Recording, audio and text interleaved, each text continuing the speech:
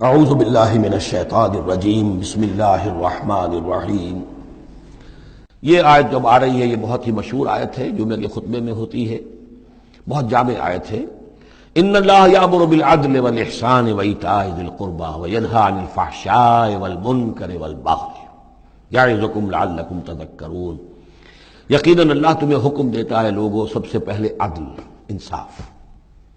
عدل سے اوپر کی ایک شے ہے احسان۔ عدل تو یہ ہے کہ جس کا جو اس کا حصہ تھا وہ آپ نے دے دیا، احسان یہ ہے کہ مزید اپنی طرف سے کچھ اور دے دیجیے، یہ احسان ہے۔ اللہ تعالیٰ محسنین کو پسند کرتا ہے۔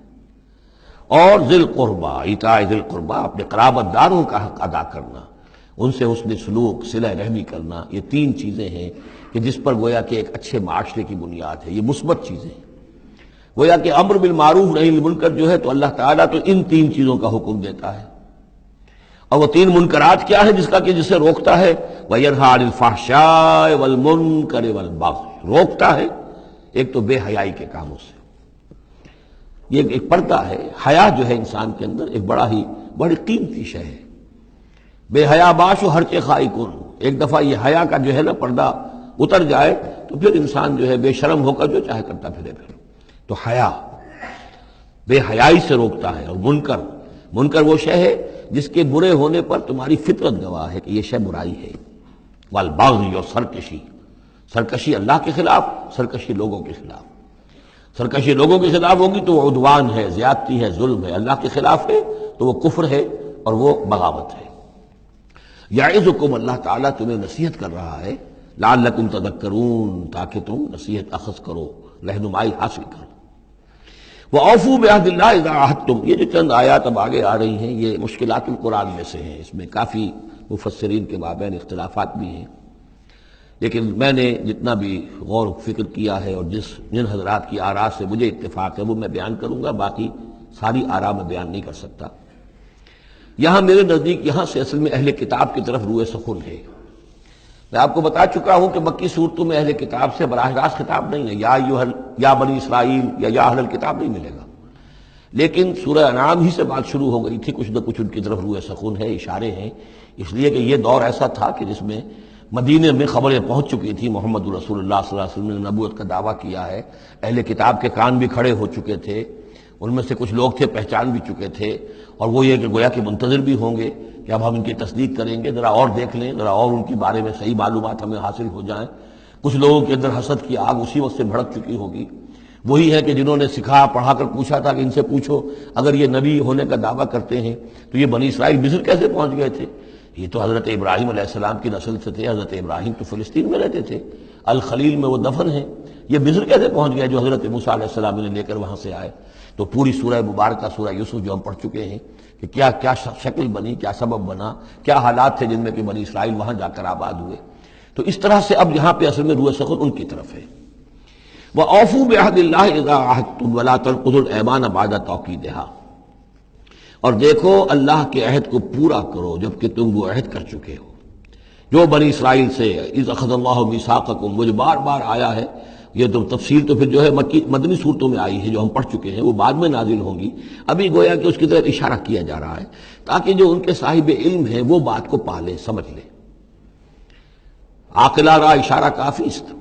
وَأَوْفُوا بِعَهْدِ اللَّهِ إِذَا عَاهَدتُّمْ، دیکھو اللہ کے عہد کو پورا کرو جبکہ تم نے عہد کیا ہے۔ وَلَا تَنقُضُوا الْأَيْمَانَ بَعْدَ تَوْكِيدِهَا، اور اپنی قسموں کو مضبوطی سے باندھنے کے بعد مت توڑا کرو۔ وَقَدْ جَعَلْتُمُ اللَّهَ عَلَيْكُمْ كَفِيلًا، اور اس پر تم نے اللہ کو کفیل بنایا ہے، اللہ کو گواہ بنا کر قسمیں کھائی ہیں، اللہ کو گواہ بنا کر تم نے عہد کیے تھے۔ إِنَّ اللَّهَ يَعْلَمُ مَا تَفْعَلُونَ، اللہ جانتا ہے جو کچھ کہ تم کر رہے ہو۔ وَلَا تَكُونُوا كَالَّتِي نَقَضَتْ غَزْلَهَا مِن بَعْدِ قُوَّةٍ أَنْكَاثًا، اس عورت کے مانند نہ بن جاؤ، اس دیوانی عورت کے مانند کہ جس نے بڑی محنت اور مشقت سے سوت کاٹا اور پھر اسے ٹکڑے ٹکڑے کر دیا۔ یہ گویا کہ ایک تمثیل دی گئی ہے، منتظر چلے آ رہے تھے تم نبی کی آمد کے، تم تو ان کے حوالے سے اپنے جو لوگ تھے یہاں کے عرب انہیں دھمکایا کرتے تھے کہ جب وہ آئیں گے تو ہم ان کے ساتھ ہو کر جنگ کریں گے، تو پھر یہ کہ تم ہمیں کبھی شکست نہیں دے سکو گے۔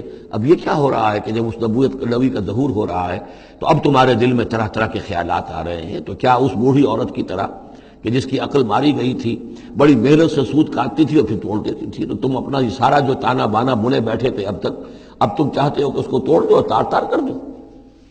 ولا تکونوا کالتی نقضت غزلها من بعد قوة انکاسا تتخذون ایمانکم دخلا بینکم ان تکون امۃ ہی اربا من امۃ، تم نے اپنی قسموں کو دخل دینے کا ذریعہ بنا لیا ہے اپنے مابین، مبادا کوئی اور قوم کسی دوسری قوم سے چڑھتی ہوئی نہ ہو جائے۔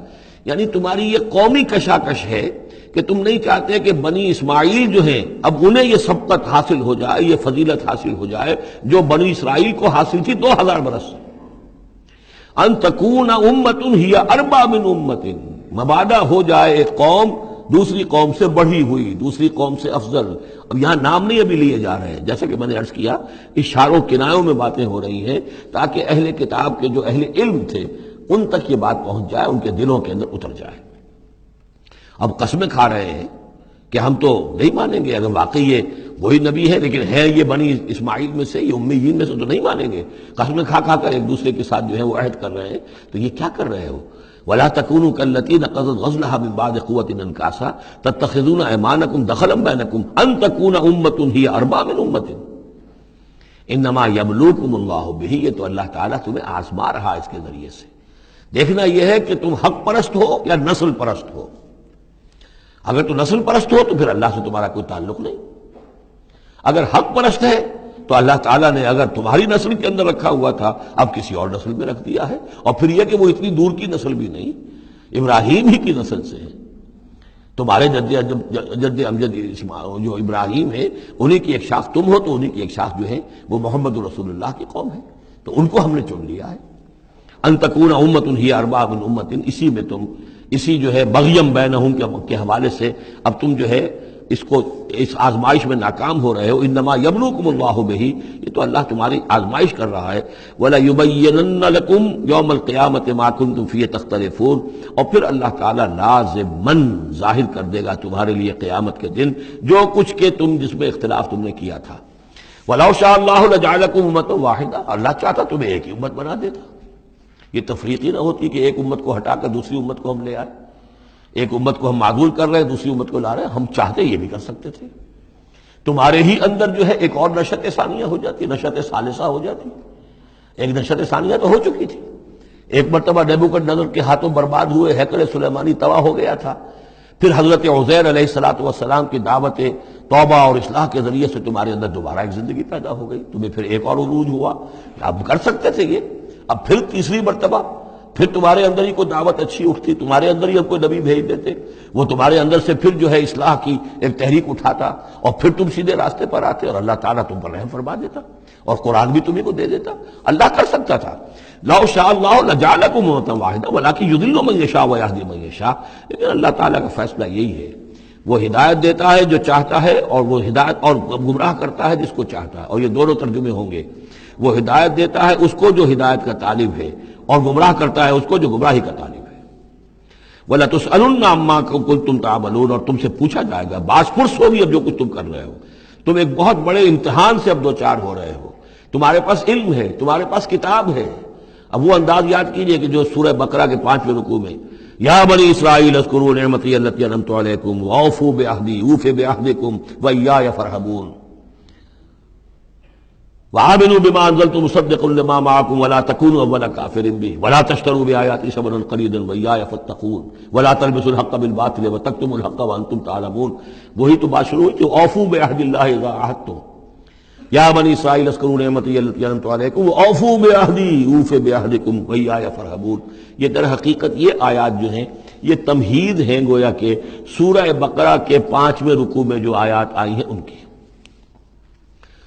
وَلَا تَتَّخِذُوا أَيْمَانَكُمْ دَخَلًا بَيْنَكُمْ فَتَزِلَّ قَدَمٌ بَعْدَ ثُبُوتِهَا۔ اب دیکھو اپنی قسمیں جو کھا کھا کے اب تم ایک دوسرے کے ساتھ معاہدے کر رہے ہو کہ ہم نہیں مانیں گے، نہیں مان لائیں گے، نہ ان قسموں کو تم اپنے درمیان دھوکے کا ذریعہ بناؤ کہ ایک قدم جمنے کے بعد اور پھسل جائے۔ تمہارے دل میں بات آ چکی ہے، تم پہچان چکے ہو، یعرفونہ کما یعرفون ابناہم، اب تم پھسلو گے تو ظاہر بات ہے کہ فنہارا بہ فی نار جہنم، تو پھر تو یہ کہ سیدھے سیدھے جہنم کی آگ میں گرو گے۔